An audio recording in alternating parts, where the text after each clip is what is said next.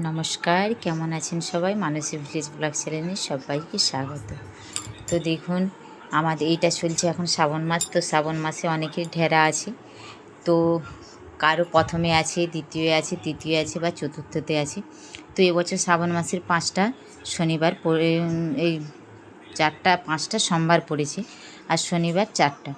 তো এই শনিবারই আমাদের লাস্টের শনিবারে ঢেরা হবে। তো এখনও বাকি রয়েছে 1 সপ্তাহ। তো এখন বর্ষাকাল জানেন, তো এখানে রোদেরও খুব সমস্যা হচ্ছে। সেই করে আগে থেকে চাল ভাজার সরু চাল, হলুদ নুন মাখিয়ে নিয়েছি। তো রোদে দেবার প্রস্তুতি চলছে। তো আজকে একটু রোদ দিয়েছে, ভাবলাম তাহলে হলুদ আর নুন মাখিয়ে দিই। আর মরিচ চালের 2 দিন আগে আমি নুন মাখিয়েছিলাম। তো আপনাদের সঙ্গে সেটা শেয়ার করা হয়নি। তো ওই চালটা আমার 3-4 দিন লেগেছে শুকাতে। তো দেখুন, এখানে এই সবগুলোকে সব মিলে দিচ্ছি। আর রোদটাও আজকে দিয়েছি। তো রোদ দিয়েছে বলে যে নিশ্চিন্তে ঘুমাবো সেটা কিন্তু হবে না। এটা এখন চলছে বর্ষাকাল, কখনো মেঘ কখনো বৃষ্টি। আর এই সব জায়গায় তো কত বৃষ্টি হচ্ছে আপনারা বুঝতে পারছেন। তো সেই কারণে দেখুন এখানে কাপড়ে দিয়ে দিয়েছি। কাপড়ে দিয়ে দিলে জানেন তো তাড়াতাড়ি কিন্তু জলটাও টেনে নিই আর তাড়াতাড়ি শুকিয়ে যায়। অনেকে বলে তিরপলে, আমি বলবো না, কাপড়েতে মিলবেন, দেখবেন তাড়াতাড়ি খুব শুকিয়ে যাবে। তো এই কাপড়গুলো আমাদের আর পরা হয় না, তো ধুয়ে কেচে তুলে রেখে দিয়েছিলাম। তো এগুলো নেই চাল মেলার জন্য, চাল গুঁড়ি বা আটা অনেক দিনের রয়ে গেছে, রোদে দিলাম সেই কারণে। তো আমাদের অনেক রকমের জিনিস রয়েছে, সেগুলো নিয়ে আমার শাশুড়ি মা দিয়ে, আমি কাপড়ে দিতেই ভালোবাসি, তো কাপড়ে দিলাম। এইদিকে মিলে দিয়েছি। দেখুন এখানে রয়েছে আমার 2 কেজি চাল। তো অনেকেই বাড়িতে নেই, তো পাশাপাশি বাড়িতে দিতে হয়, সেই কারণেই বেশি করে একটু চাল ভাজা ধুয়ে নিলাম। তো আমাদের বাড়িতে চাল ভাজা অত কেউ খেতে পছন্দ করে না, আমারই একটু বেশি পছন্দ। তো চাল অনুযায়ী কাপড়টা অনেক বড়ো হয়ে গেছে, কাপড়টাকে গুঁড়িয়ে দিলাম, নাহলে বাতাস দিলে চালের গায়ে পড়ে যাবে আর শুকাবে না। আর এখন তো জানেন মাঙ্গার রোদ, যতটুকুই রোদ বেরাবে অপচয় করা চলবে না, রোদটাকে কাজে লাগিয়ে দিতে হবে। আর এইদিকে দেখুন সেই মরিচ চালগুলো 2 দিন ধরে শুকিয়েছে, আজকে আবার দিয়ে দিলাম। আর ওখানে ছাদে এই সিঁড়ির ধাপেতে রেখে দিয়ে ছাদে চাবি দিয়ে দিয়েছিলাম।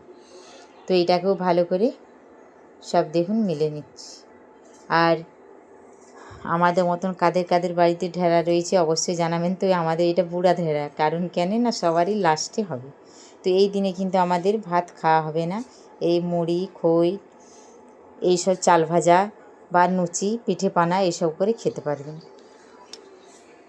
তো দেখুন এখানে এই চালগুলো মিলে নিচ্ছি। তো এই চালগুলো আমাদের এই মিল থেকে কিনে নিয়ে আসা হয়েছিল, মানে ওই দোকান থেকে আর কি। 5 কেজি তারই ধুয়ে দিয়েছি। তো এটা কিন্তু লাল চা না, এটা দেশি চালই, ওখানে পাওয়া যায়, কিনেছি 35 টাকা কেজি পড়েছে বাবারই। তো এবছর আমাদের চাষের ধানের চাল করা হয়েছিল ঠিকই, কিন্তু মরিচ চাল করা হয়নি সেরকম একটা ভাবে। তো মা বলছে মরিচ চাল করতে হবে না, দোকান থেকে কিনে নেব। তো এই চালের মুড়িগুলো কিন্তু খুব সুন্দর হয়। চলুন এইগুলো মেলে নিয়েছি। তো ছাদকে যখন এসেছি ভাবলাম আপনাদেরকে একবার সঙ্গে করে আদা গাছগুলো দেখিয়ে নিই যে কেমন হয়েছে। সেরকমভাবে তো আর শেয়ার করা হয়নি, সেই যে লাগানো হয়েছে দেখুন বৃষ্টির জল পেয়ে কত সুন্দর। তো এবছর আর সেরকম বড় বস্তায় লাগাতে পারিনি, নিচের কয়েকটাই লাগিয়েছি, সিমেন্টের বস্তাতেই লাগিয়েছি। তো এতে কেমন ঝাড় কাটবে জানি না। তো এগুলো এনে সার খাওয়াবো, আর বেশি সময় নেই, আমাদের ধানের জমিতেও সার দিবে, নিয়ে আসবে, তো আপনাদের সঙ্গে শেয়ার করব। দিয়ে মিলে টিলে দিয়ে চলে আসলাম। এবারে স্নানে চলে যাবো। স্নান সেরে বাড়ির সব কাজ করে নিয়েছি। তো সব কাজ করে নিয়েছি, খাওয়া দাওয়া হয়ে গেছে, চাল শুকিয়েও গেছে। এখানে দেখুন বরকে তারপরের দিনের সকালে সব গোছ করে দিচ্ছি। তো দেখুন একদিন পরে আবার গোছ করে দিলাম বরকে।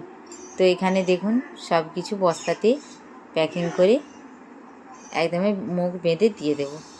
আর খোঁজ ভাজতেও দিতে হবে, ধান রয়েছে দিতে হবে। তো আমার বাপের বাড়ি থেকে ওই লম্বা সরু ধান নিয়ে এসেছিলাম, তারও দেবো, 2 রকমেরই দেওয়া হবে ধান আর কি। তো এখানে সব দেখুন, এইটা আগে মরিচ চাল দিয়ে দিলাম। তো বস্তা হবে 4টা, কিন্তু ওই যে একটা বস্তাতেই কিন্তু সব বেঁধে দেওয়া হবে। আর এইদিকে দেখুন এই যে চাল ভাজার চালগুলো এত জড়িয়ে গেছে, কী আর বলবো, কোনো মতেতেই ছাড়াতে পারছিলাম না, এত জড়িয়ে গেছে। আর চালগুলো কী সুন্দর হলুদ রয়েছে বলুন, কত সুন্দর দেখাচ্ছে, বাসন্তী কালার, বাসন্তী কালার কম্বিনেশনটা দারুণ লাগছে। তো এখানে দেখুন বস্তাতে এই চাল ভাজার চালগুলো নিয়ে নিচ্ছি। তো এই চাল ভাজা অতটা খেতে আমাদের বাড়িতে কেউ পছন্দ করে না, তবে খই খেতে আমাদের বাড়িতে সবাই কম বেশি খুব পছন্দ। আর আমারও খুব প্রিয়, খই থাকলে প্রত্যেক দিনই আমার খই চাই। তো এইগুলো তো আর মন চাইলে সবসময় ভাজা যায় না, কারণ খইয়ের যে খাটালি কী বলবো, তাকে ভানাতে দিয়া নিয়ে আসা, ধান চালা, আবার একটি একটি করে ধান বাছা দিয়ে আপনার দিতে হবে গুড়। তো বাড়ির যতটা খইয়ের কিন্তু খেতে ভালো লাগে, কেনার কিন্তু ততটা এত ভালো লাগে না, কতদিনের কি বলা যায় না। তো আমাদের এখানে কিনতেও পাওয়া যায়, আমরা কিনে না, বেশিরভাগটাই আমরা বাড়ির চাষের, যেহেতু পাড়া গ্রাম, তো আমাদের সেখান থেকে করা হয়। তো দেখুন এই যে চলে আসলাম, তো এইগুলো বাপের বাড়িতে দিয়েছিল, দেখুন লম্বা লম্বা। তো এই খইগুলোও কিন্তু খুব সুন্দর হয়েছিল, আর কি লম্বা লম্বা হয়েছিল। আর ওইগুলোও রয়েছে, তো ওইগুলো সব দিয়ে দেবো। ওইগুলো কিন্তু আগে আমি শুকনা করে নিয়েছিলাম, জানেন তো। আমার মা বলে যে ধানকে খই ভাজতে দিলে রোদে দেওয়ার দরকার নেই, ঠান্ডা জায়গায় মিলে দিলে নাকি খুব সুন্দর খই হয়। তো আমি মিলিনি, অনেক দিনই ছিল, মাটির হাঁড়িতেও ছিল, এমনিতেই ঠান্ডা, তো ভালোই হবে আশা করছি, আর ভালোই হয়েও ছিল। তো সেই খাওয়াটা আপনাদের সঙ্গে খইগুলো শেয়ার করব অবশ্যই। তো এখানে সব কিছু দেখুন, এইটা একটাই সরু ধান দিয়ে দিলাম। এবারে নিচের যে হলুদ বস্তাটা রয়েছে এইটাতে দেব স্বর্ণ ধানগুলো। তো আমি যখন ছোট ছিলাম, আমার বাপের বাড়িতে ঢেঁড়া ছিল না, কিন্তু আমাদের ঢেঁড়ার দিনে আমার মা, পাড়ার অনেকের ছিল, তো আমার মা বানাতো, খেতে যে কী মজা লাগতো। তো দেখুন এখানে সব দড়িগুলো দিয়ে বেঁধে দিচ্ছি, একটা বস্তাতে দিয়ে দেবো, দিয়ে বর যাবে ভানাতে। তো আমাদের এখানে সামনে, খুব একটা বেশি দূর না, 1 থেকে 1.5 কিলোমিটার, তো আমার বর নিয়ে যাবে এগুলো ভানাতে। তো যেদিন থেকে শুনেছে আমার ছেলে মেয়ে যে খই ভানাতে যাবে, কী যে খুশি। তো ভাগ্যের একটা বিষয় হলো, যখন ভানাতে দিয়েছিলাম এতটা বৃষ্টি নেই, যেদিন এগুলো বাড়িতে নিয়ে আসছিলো প্রচুর পরিমাণে বৃষ্টি হয়েছিল, তো উপরে ওই বস্তার উপরেরটা কিন্তু ভিজে গিয়েছিল। তো কী ভাগ্যে মুড়িতে খইতে বা খুব একটা বেশি জল লাগেনি। তো এখানে দেখুন সব গোছগাছ করে দিয়ে দিলাম একদম, সব বস্তাতে, বাস একটা বস্তাতেই দেখুন একদম কাজ শেষ। তো ধানের উপরে সবগুলোকে দিয়ে দিলাম, দেখুন একদম সেমভাবে। এবারে মুখটাকে ভালো করে বেঁধে দেবো। তো বড় মশাই চলুন, এইদিকে সাইকেলে করে নিয়ে চলে যাচ্ছে, আর সবাইকে টাটা করে দিচ্ছে। চলুন, যাই হোক, ভিডিওটা আর বেশি বড় করছি না, কারণ বেশি বড় হয়ে যাবে। তো ভিডিওটা এখানেই শেষ করছি। আপনারা ভালো থাকবেন, সুস্থ থাকবেন, সাবধানে থাকবেন। ভালো লাগলে একটা লাইক করে দেবেন। আবারও বলছি, আপনারা সুস্থ থাকবেন, ভালো থাকবেন, সাবধানে থাকবেন। দেখা হচ্ছে খুব শিগগিরই পরের একটা ব্লগ নিয়ে।